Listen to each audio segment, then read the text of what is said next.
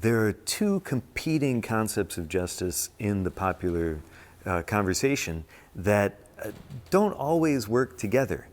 And if we don't name which thing we're talking about, then that makes it tricky to understand each other.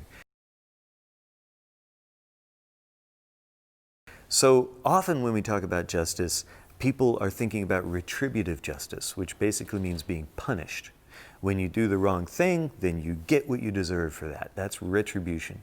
That's a very different conversation from restorative justice, which has to do with addressing the harm that's been done and trying to make that better, and also repairing relationships within society.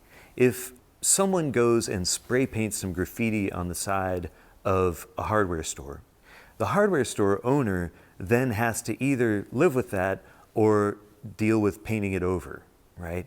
Now, if the person who paints the hardware store gets arrested, then the police will say, okay, now you go to jail for 30 days for spray painting that hardware store. And that's retributive justice. Restorative justice has the person who spray painted the side of the hardware store have to do community service by working in the hardware store, right?